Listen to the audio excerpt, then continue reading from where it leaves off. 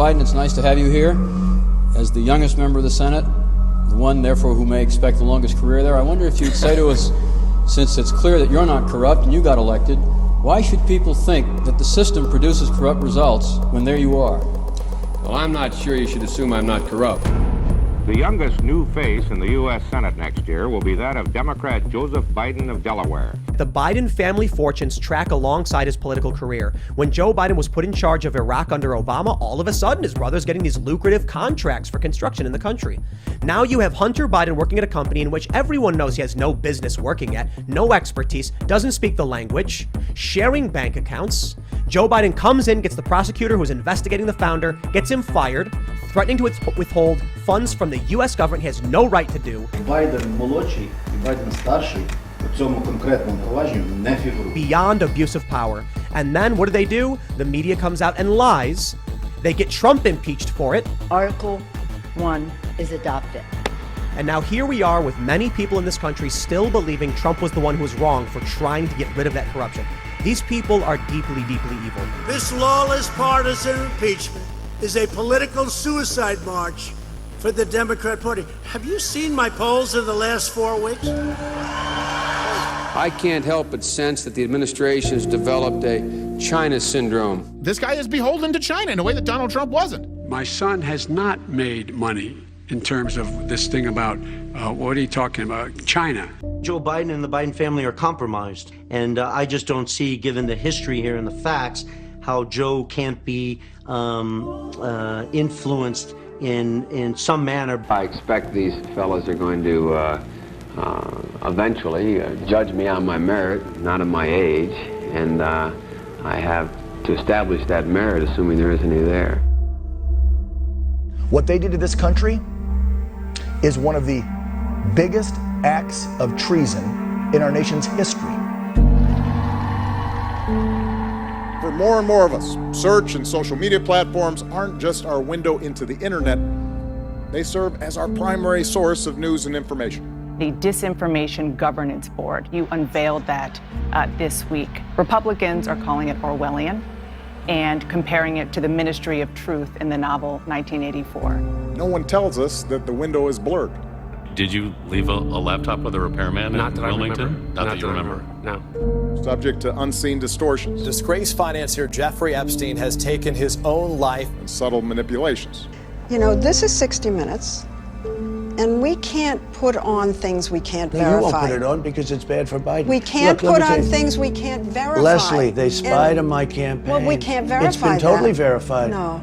Disinformation that creates a threat to the security of the homeland is our responsibility to address. The Pentagon is now trying a new effort to address extremism in its ranks. Conspiracy theories, junk science, quackery. We're now hearing from Attorney General Merrick Garland on one of the Biden administration's top security priorities, combating domestic terrorism.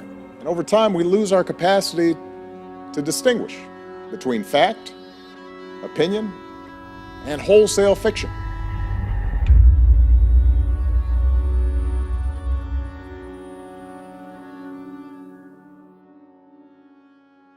Every 4 years, we gather on these steps to carry out the orderly and peaceful transfer of power. Today, we are not merely transferring power from one administration to another, or from one party to another, but we are transferring power from Washington, D.C., and giving it back to you, the people.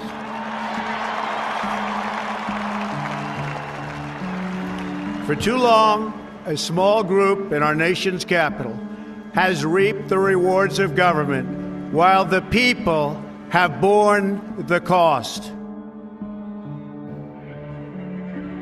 Well, gosh, you know, if Hillary Clinton and her campaign chairman are doing something like that, they should go to jail. I can't vote for that.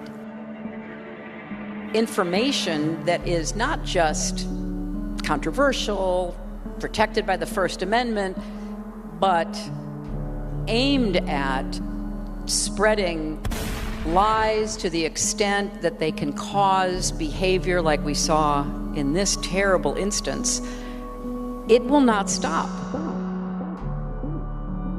There are intense efforts underway tonight here in Washington to stop what some fear is the beginning of the end of a free and open internet. On October 1st, under a plan in place for 2 decades, the Commerce Department will cease to exercise contractual control over a Los Angeles-based nonprofit called the Internet Corporation for Assigned Names and Numbers, or ICANN, the entity that approves the .coms, .govs, and other Internet domain names. Instead, ICANN will be governed by a group of so-called global stakeholders. Republicans claim authoritarian regimes will be able to censor the Internet. People that weren't sure, because I wasn't a politician, so I wasn't really out there, but people when I first came in that weren't sure at all are now my biggest fans, evangelicals and others, especially since everything I said was right. By the way, and I'm not just talking about energy and the border, and I'm talking about religion. I said these people are against evangelicals. I said they're against Israel. I said they're against organized religion. Churches in New York's coronavirus cluster zones will remain closed this weekend by court order. Last night, a federal judge ruled against the Roman Catholic Diocese of Brooklyn, siding with a state order limiting the number of people who can gather inside houses of worship in areas where COVID is surging. The CDC declaring racism a public health threat. Democrats think protesting is a lot more important than going to church. We got a story from Governor Northam. 16 people go to a sanctuary that holds 225 people. They get cited.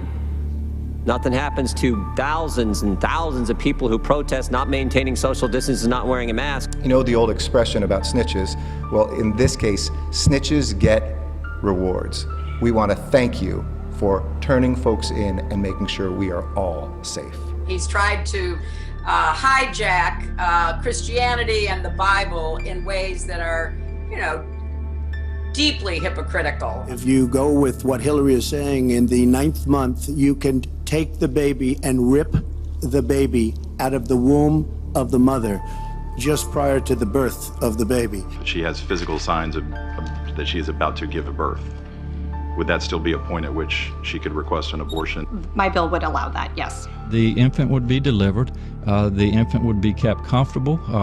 The infant would be resuscitated if that's what the mother and the family desired. And then a discussion would ensue between the physicians and the mother. I see a lot of what's going on here. I'm just sorry. I'm a man of faith. I was raised in the church. This stuff is satanic. That's what's at the foundation of a lot of this stuff. This country's going to hell, just so you understand. This country's going to hell. It's in direct objection to God. This is the legacy of Hillary Clinton. Death, destruction, terrorism, and weakness.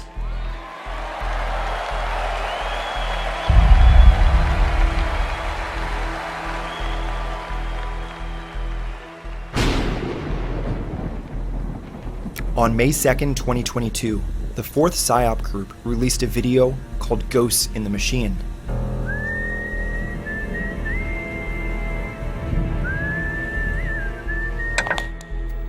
The 4th PSYOP group falls under the 1st Special Forces Command Airborne. They are headquartered at Fort Bragg. According to their website, the 4th PSYOP group are, quote, masters of influence, the core of information warfare.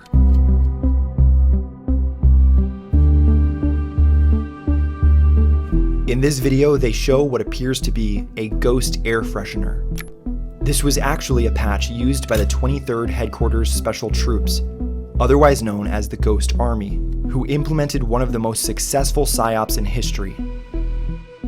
Leading up to the Normandy invasion on June 6, 1944, this 1,110-man Special Forces unit deceived the Nazis using inflatable tanks, wooden aircraft, fake radio transmissions, and other psychological operations.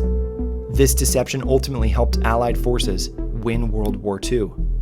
The inclusion of the Ghost Army's patch in this video is not an accident. This video contains many references to historical examples of what is called irregular warfare, and many subtle clues about who America's adversaries are. A PSYOP group like this can only be successful in the shadows. Their own website says that PSYOP is a difficult branch to research, and that is by design, as secrecy is key to their mission success. All evidence seems to indicate that Trump's devolution team is taunting America's enemies. Why would the Fourth PSYOP group need or want a recruitment video? Unless that isn't what this is at all. The video begins with a quote by Sun Tzu, author of The Art of War. Quote, "If your opponent is of choleric temper, seek to irritate him.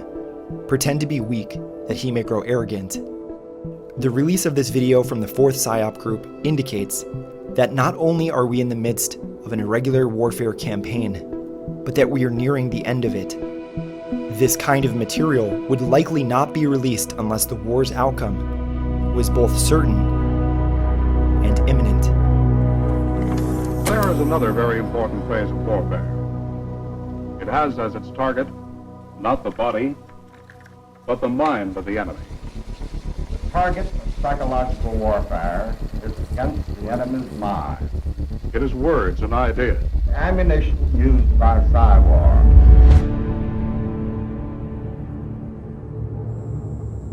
On November 18th, 2020, Ezra Cohen Watnick and Chris Miller gave a speech at Fort Bragg, home of the Fourth PSYOP group, discussing the elevation of special operations to a level on par with other military branches. The location of this speech was no accident. First, they chose to do this ceremony at Fort Bragg, home of the 1st Special Forces Command. The statue they set up next to was no accident either. The statue is called Bronze Bruce. According to the United States Army Special Operations Command website, quote, "His stance upon a rocky ledge with one foot crushing the snake is symbolic of tyranny in the world and the threats and dangers that will instantly bring him to action. He is the perfect warrior from the past, a healer, a teacher, and an opponent of evil. He is the standard to which all Army Special Operations soldiers aspire." As we enact these reforms, we follow the vision of President John F. Kennedy, who predicted the rise of special operations nearly 60 years ago. He foresaw, quote, another type of warfare, new in its intensity, ancient in its origin, war by guerrillas, subversives, insurgents, assassins, war by ambush instead of by combat, by infiltration instead of aggression, seeking victory by eroding and exhausting the enemy instead of engaging him. It is a form of warfare uniquely adapted to what has been strangely called wars of liberation, to undermine the efforts of new and poor countries to maintain the freedom that they have finally achieved. It preys on economic unrest and ethnic conflicts. If freedom is to be saved, a whole new kind of strategy, a wholly different kind of force, and therefore a new and wholly different kind of military training. Forces which are too unconventional to be called conventional. Forces which are growing in number and importance and significance. President Kennedy gave these remarks at the opening of the nuclear age, when the Pentagon was primarily organized to plan and direct large conventional operations against superpowers, not special operations short of overt declared conflict. The global demands for special operations forces, then and now, has confirmed President Kennedy's foresight. And now, under the leadership of President Trump, we are fully realizing President Kennedy's prescient view of special operations forces. The devolution team was drawing attention to the special operations groups at Fort Bragg, and they were also sending a bold message by choosing this statue. They have been subtly informing us that special operations are going to be crucial in what's to come. The only people they weren't telling was the incoming Biden administration. Right now, we just aren't getting all the information that we need for the outgoing administration in key national security areas. It's nothing short, in my view, of irresponsibility. Is the State Department currently preparing to engage with the Biden transition team? And if not, at what point does a delay hamper a smooth transition or pose a risk to national security? There will be a smooth transition to a second Trump administration. Trump moved heaven and earth to bring in for the last few weeks here, right, these guys at their senior level Pentagon desks commenting angrily on YouTube videos about hydroxychloroquine, braiding their beard hair and organizing like fire-breathing open carry protests against the Illuminati, right? I mean, this is what they're doing at the Pentagon. On October 2nd, 2020, nearly 1 month before the November 3rd presidential election, an annex was added to Donald Trump's National Defense Strategy specifically for irregular warfare, and the Department of Defense released a declassified summary. From the annex, we learn that our military defines irregular warfare as a struggle among state and non-state actors for legitimacy and influence over the relevant populations. Irregular warfare falls under the umbrella of our Special Operations Forces. A July 14, 2021 article co-authored by Doug Livermore and so-called former Acting Secretary of Defense Christopher Miller tells us who published the Irregular Warfare Annex. The annex was released by the Office of the Assistant Secretary of Defense for Special Operations and Low-Intensity Conflict. At the time this annex was released, the Assistant Secretary of Defense for Special Operations and Low-Intensity Conflict was Ezra Cohen Watnick.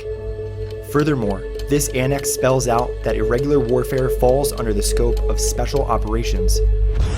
The annex discusses our military and their shift to implementing irregular warfare in order to, quote, defend our sovereignty. The annex asserts the need for us to use irregular warfare proactively. It tells us that our competitors have, quote, operationalized clandestine criminal activity and predatory economic behavior.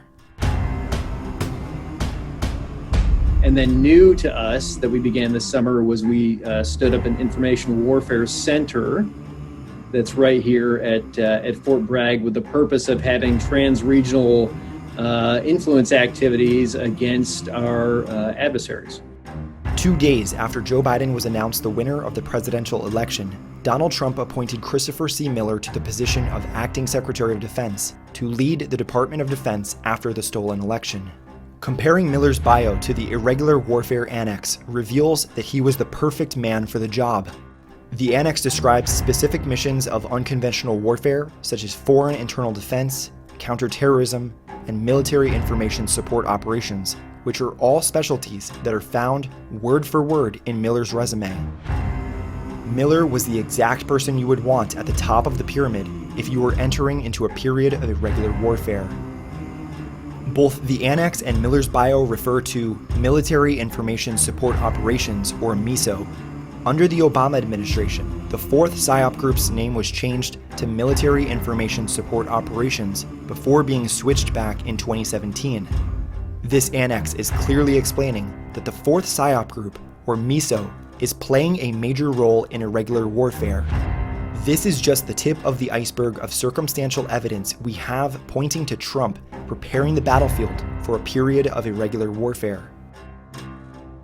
Remember, the goal of irregular warfare is to influence populations and affect legitimacy, which is precisely what our enemies did during Donald Trump's presidency.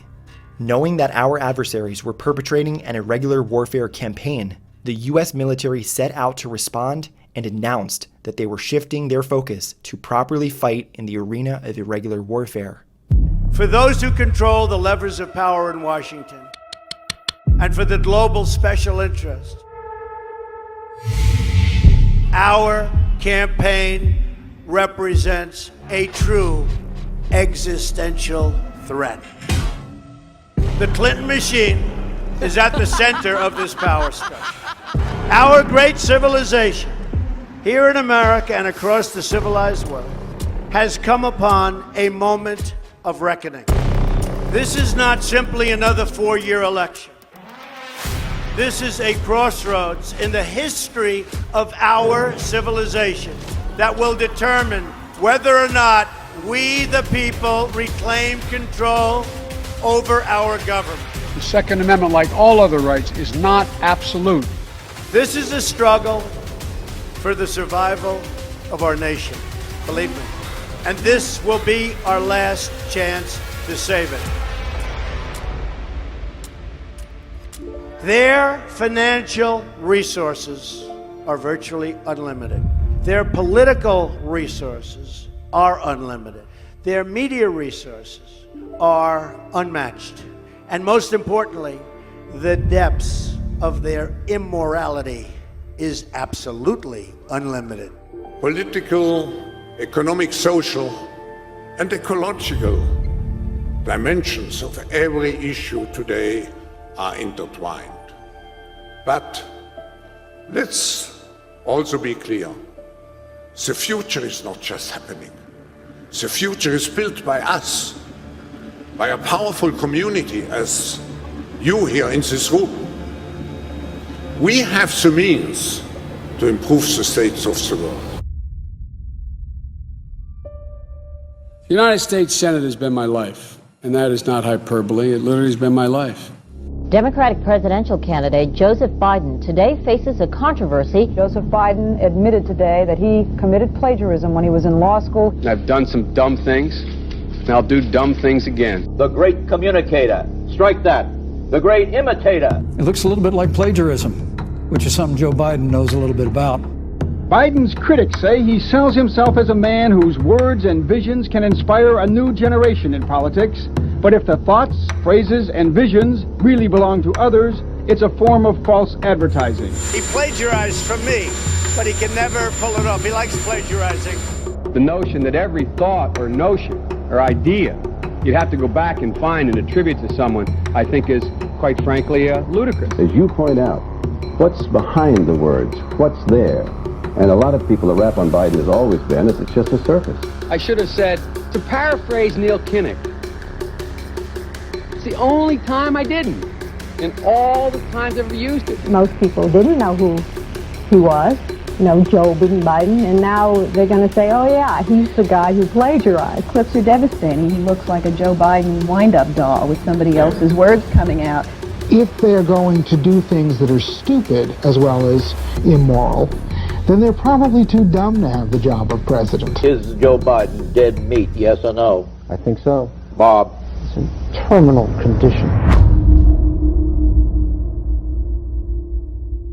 These revelations about irregular warfare invite us to view things differently, such as the following speech made by Christopher Miller on December 18, 2020, during the first anniversary of Space Force. For the record, he had only been acting Secretary of Defense for 1 month and 9 days when he gave these remarks. Mr. Vice President, I'm going off script again, I know, but I just want to personally thank you. We've been through some stuff.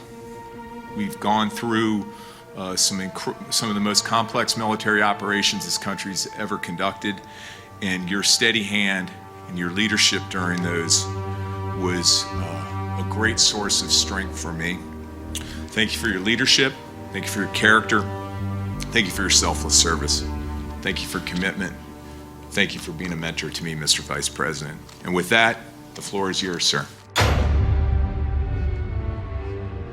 More evidence of a military focus on special operations is found in the 2021 National Defense Authorization Act. According to an article on ArmyTimes.com, quote, the authority is used to support foreign forces, groups or individuals helping U.S. commandos who are engaged in approved irregular warfare operations, according to legislation and policy memos. The 1202 authority is meant to counter adversarial countries in the gray zone, a realm of military competition that falls below the threshold of traditional armed conflict and includes developments like island building in the South China Sea and the use of proxy forces in eastern Ukraine. During a congressional hearing in February 2019, Owen West, the former Assistant Defense Secretary for Special Operations and Low-Intensity Conflict, said that the 1202 authority was purpose-built for the shift to great power competition. Further evidence showing the battlefield was being prepped for irregular and information warfare came from the 2020 National Defense Authorization Act. According to an article from Lawfare blog entitled Covert Military Information Operations and the New NDAA, the law of the gray zone evolves. Quote, in recent years, Congress has been building a domestic legal framework for gray zone competition, that is, the spectrum of unfriendly actions that states may undertake against one another, surreptitiously, that are below the threshold of actual hostilities, yet more serious and disruptive than the ordinary jostling of international affairs for military operations conducted in the cyber domain. But the gray zone challenges that define our times, of course, are not limited to cyber operations as such. Section 1631B expressly affirms that the Defense Department can conduct military operations in the information environment, including clandestine operations, for certain purposes. The military's role comes into play in three scenarios. First, defense of the United States. Second, defense of allies. Third, defense of the interests of the United States. Essentially, the 2020 NDAA gave wide-ranging authorities to the military to conduct clandestine information operations known as irregular warfare, much like the National Security Presidential Memorandum 13 did for cybercom. If I could just add one thing, some of you asked me before the hearing this weekend. I made some comments on a podcast. We do indeed have a matter brewing that is 10 times bigger than mules. It'll be about 6 weeks before we can clear our way through it, but I assure you it is the most explosive issue that you've ever come in contact with related to elections in the United States. So let's recap our timeline. The 2020 NDAA, published in December of 2019, gave wide-ranging authorities to the military to conduct clandestine information operations. The National Defense Authorization Act is the most significant investment in our military and our warfighters in modern history, and I am very proud to be a big part of it. On October 2nd, 2020, the Irregular Warfare Annex was added to the National Security Strategy, and it came from the Office of the Assistant Secretary of Defense for Special Operations and Low-Intensity Conflict, run by Ezra Cohen Watnick. So that's kind of our direction. Our thought process is getting into more so how do we do information warfare? And that's really about bringing all of these other information-related capabilities together. So you're thinking about cyber and space and military deception and operational security and actually bringing it together like a task force here. On November 3rd, 2020, the presidential election took place and was obviously rife with fraud. In conclusion, because of these and other efforts, on November 12, 2020, government and industry representatives from the election security community issued a joint statement reflecting a consensus perspective that the 2020 election was the most secure in U.S. history. On November 7th, 2020, Joe Biden is declared the winner of the presidential election. I believe in the possibilities of this country. On November 9th, 2020, Christopher Miller, an irregular warfare guru, is named the acting Secretary of Defense. Really what the president is saying with this tweet firing Esper is that this is not going to be a quiet transition that you've seen with past presidents. They're in this lame duck period and someone else is replacing them. It can often be a pretty sleepy period. Donald Trump, it clearly is not going to be Brianna. On November 18th, 2020, Ezra Cohen Watnick and Chris Miller gave remarks at Fort Bragg during the ceremony which put Special Operations Command on par with military services for the first time. It is fitting that we are again entering an era of great power competition as we gather to affirm the importance of the special operations community. On December 18th, 2020, Chris Miller makes intriguing remarks at the first anniversary of Space Force, saying, quote, "We've gone through some of the most complex military operations this country's ever conducted." The 2021 NDAA included a 50% budget increase for 1202 Authority, referring to irregular warfare. Our adversaries are willing and continue to compete in this space by sowing misinformation and disinformation, by actually attacking and throwing out false narratives.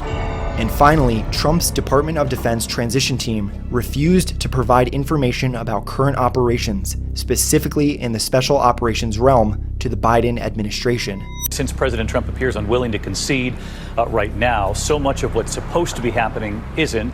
For one, President-elect Biden is not getting intelligence briefings that incoming presidents normally receive.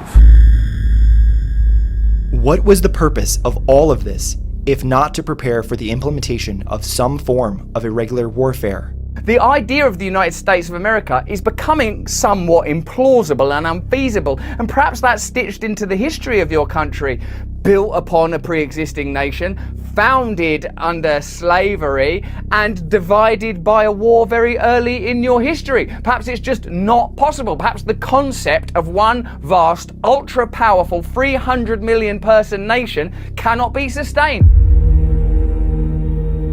As we prepare to welcome a new chairman, we must first pay tribute to one of America's most admired and beloved military leaders, outgoing Chairman Joseph Dunford. In 2014, Joe became Commandant of the Marine Corps, and the next year he was named Chairman of the Joint Chiefs of Staff. And in that role, Joe published the first joint military net assessment in 20 years. We have a lot of the ideas that we've brought forward, and you know, we've spent $2.5 trillion since I'm president. $2.5 trillion. When I took over, we were a very depleted military, and today we're at a level that we have never even come close to. Joe solidified America's competitive advantage through global integration of the joint force. He also provided critical leadership during the complete rebuilding of our military. And he helped me in another way, something that probably only Joe and Ellen really know. Because in 2015, I sat with Joe at a dinner.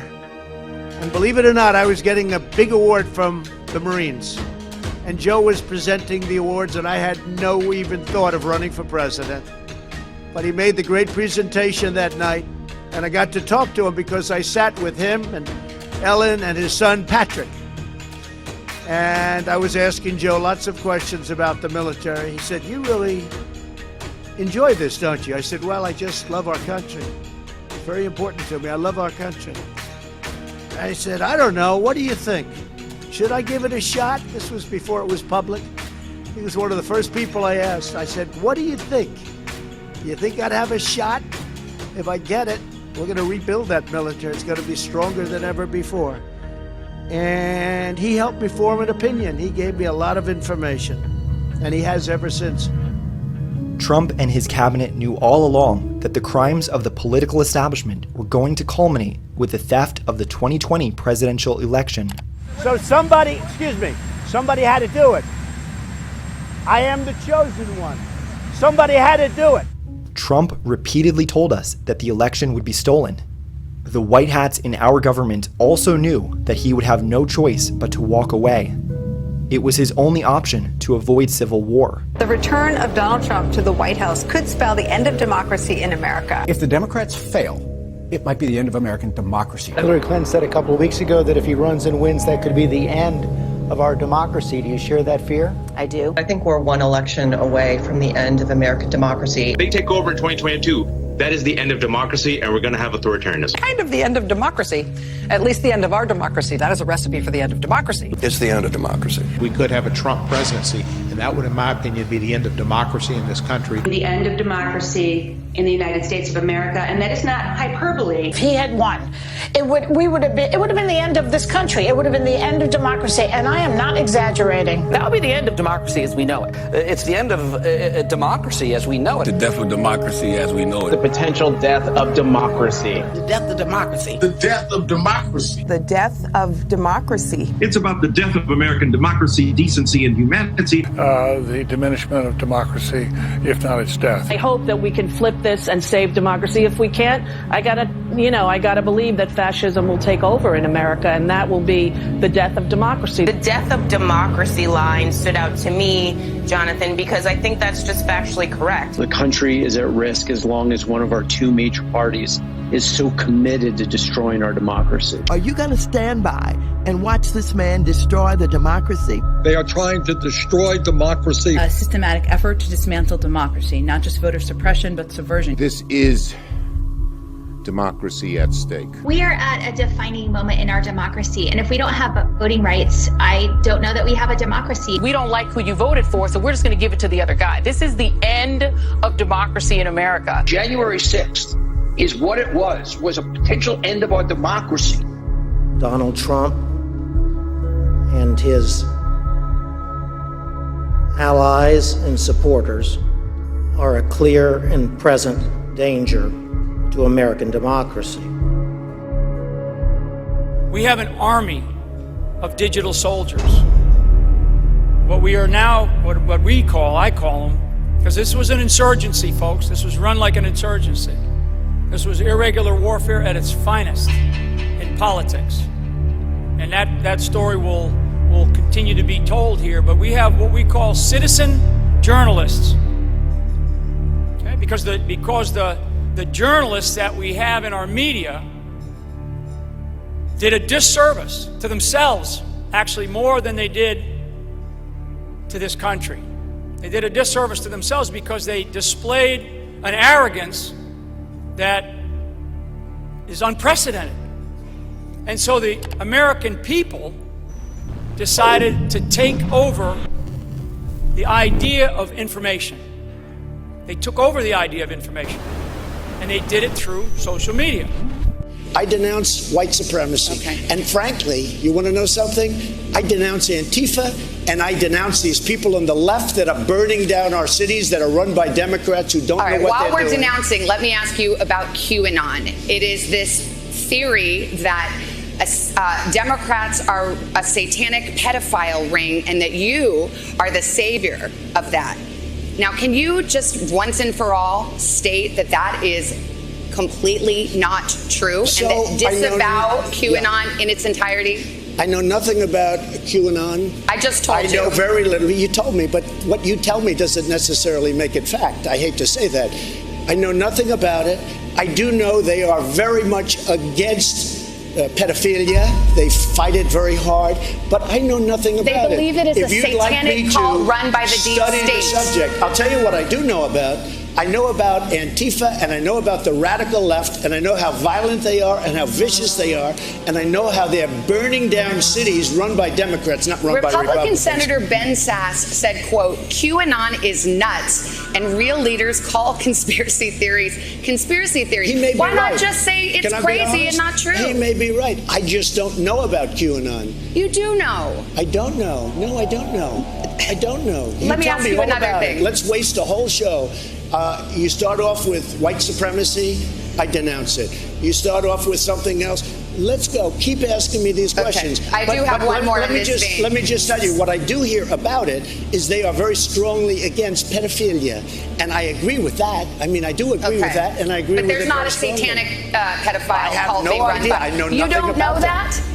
Okay. No, I don't know that. You just this neither week. do you know that. All along, this has been a war for the control of the narrative. Trump implemented devolution using irregular warfare, and irregular warfare is exactly what we have been seeing unfold since the day the election was stolen. And I promise you, I'm going to keep fighting for you. Are you prepared to fight with me? Ever since Joe Biden was inaugurated, his legitimacy has been eroding. Many Americans already knew the 2020 election was stolen, but this war for the narrative is to expose these crimes to Americans who believe Trump is the one staging the coup. But I would say to all of you, no matter what the coming days and weeks hold, I want you to be encouraged. Remember that it's always darkest just before the dawn. Everywhere I go across this country, I'm more convinced than ever that the American people have awakened in ways I've never seen in my lifetime. We've had an opportunity to see without a filter the agenda of the American left writ large, put into practice. And we've seen to weaken America at home and abroad, and we know it's not what we want. The vast majority of Americans know our nation is on the wrong track. But I have every confidence that unless this administration changes course, and their allies in Congress change course dramatically, the American people are going to change leadership, and change leadership very soon. None of this would be possible without collusion in the mainstream media, which is why Trump always called them the enemy of the people. Establishment media has been controlling the narrative and subverting the American government for quite some time. Since January 20th, 2021, the mainstream media has been losing control of their grip on the narrative, piece by piece. Here are just a few of the narratives that have changed with the emergence of new evidence since Joe Biden was inaugurated. Trump's Russian collusion, Spygate, and the Durham investigation. This was an attempted coup. This was an attempted takedown of a president. And we beat them. We beat them. Trump's impeachments 1 and 2. Violence and vandalism have absolutely no place in our country and no place in our movement. Everything surrounding COVID-19. The president claiming Democrats are politicizing coronavirus and calling it, quote, their new hoax. The Biden family corruption and Hunter Biden's laptop.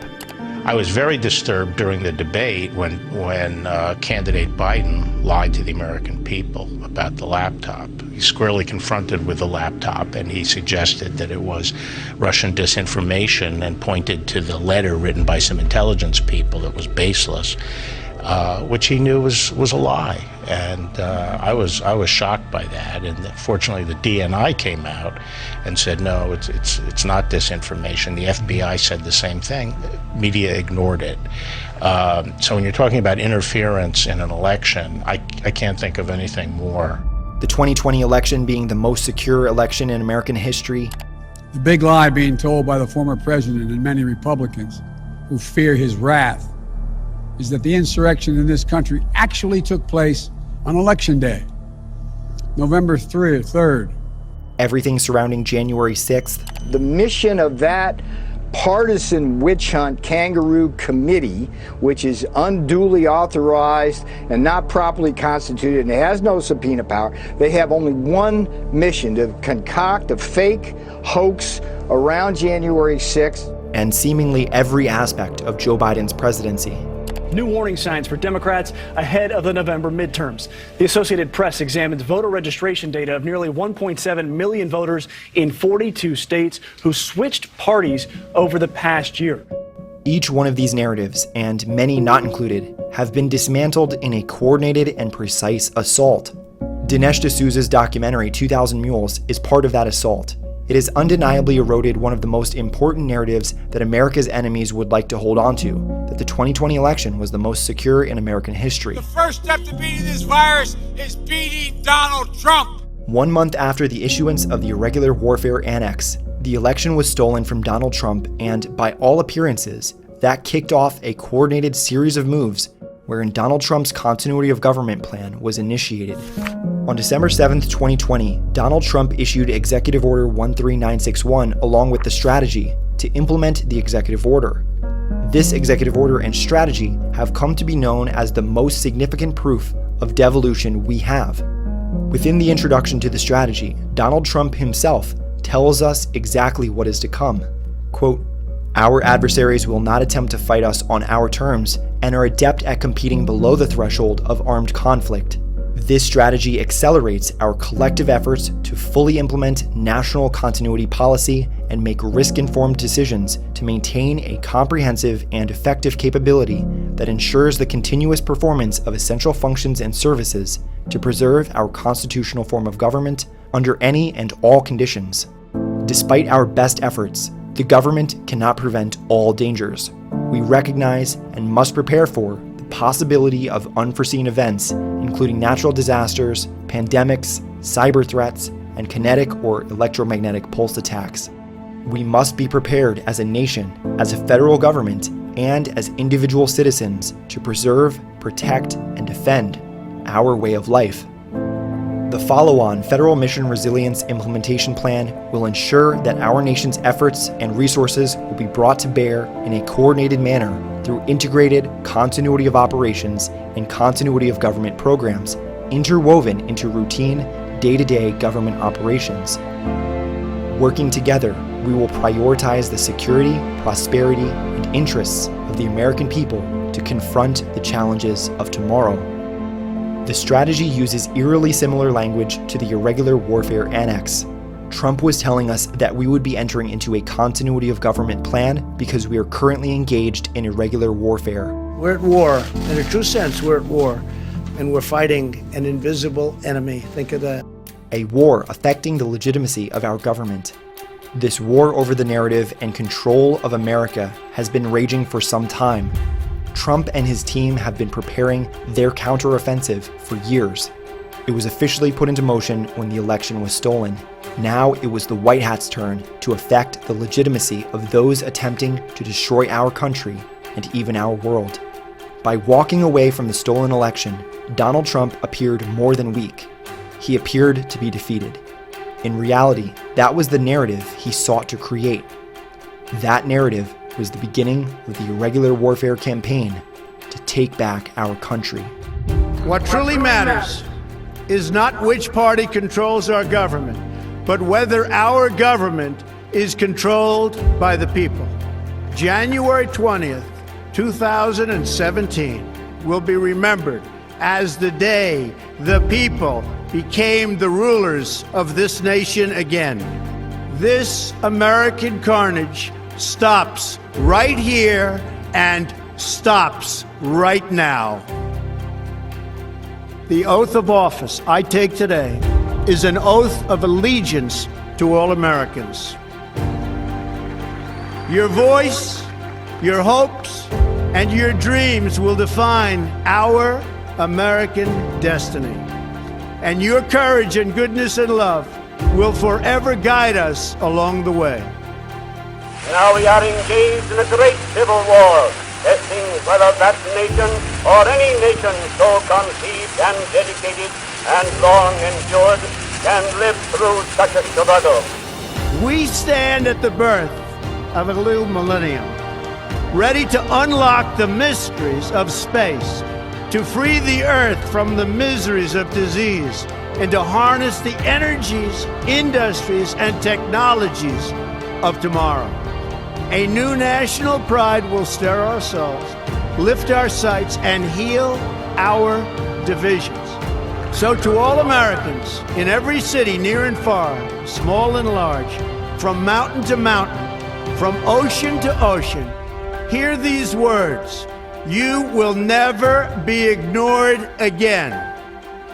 All I can say is keep your chin up, everybody. Something good will eventually happen, and when it does, we'll make America great again. It'll be great. It'll be great again.